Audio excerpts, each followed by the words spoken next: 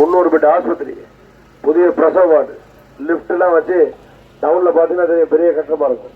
ஏன் ஆவுடையார் கோயில்ல இருக்க மருத்துவமனைக்கு கூடுதல் கட்டணம் கொண்டாந்துருக்கும். தாய்மாரெல்லாம் பிள்ளைங்களை கூட்டு போட்ல போய் ஒரு ரவுண்டு போயிட்டு வந்து கூடிய தீவிர ஒரு ஹோட்டல் சொல்ல காரணம் 5 வருஷம் ஓட்டு போட்டு சட்டத்தில் கேட்டீங்க.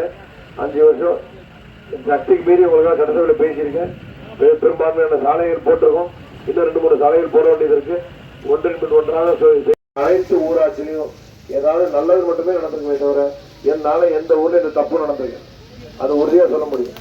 வேலை வாங்கிட்டாலும் காசு வாங்குறது, சிவாரத்துக்கு பணம் வாங்குறது எல்லாம் எங்க அப்பா திருநாவுக்கரசர் 50 வருஷமா செஞ்சதில்லை. நான் அமெரிக்கால படிச்சுட்டு உனக்காக சட்டசபையில் பேசுறோம், அதிகாரிகள் பார்க்குறோம், திட்டங்கள் போட்டேன். அதனால நானும் இந்த மாதிரி வேலைகளில் தலையிடுவதில்லை. இந்த வேலைக்கு வாங்குறது, சிபாரிசு வருதுலாம் என் மனசாட்சி விரோதம் செயல்பட்டிருக்கேன். எல்லா கருத்துக்கணிப்பிலையும் திராவிட முன்னேற்ற கழக தலைவர் அருமையான தளபதி மு க ஸ்டாலின் அவர்கள் தான் முதலமைச்சராக வருவார்னு போடுறாங்க எல்லா கருத்துக்கணிப்பிலையும். அதே மாதிரி ஆண்ட முன்னேற்றத்துல அறநாயகளையும் எல்லா கருத்துக்கணிப்பிலும் நம்ம தான் ஜெயிக்கிறோம்னு வருது. அதனால என்று சொல்லி அதான் இது நம்ம எல்லாம் தாளனூர் பூத்து தான் வரும். தாளனூர் பூத்துல போனதுலேயும் ஓட்டு ஜாஸ்தி இருந்துச்சு. இந்த வாட்டியும் அதிகப்படியான வாக்குகள் நீங்கள் அள்ளித்தர வேண்டும்.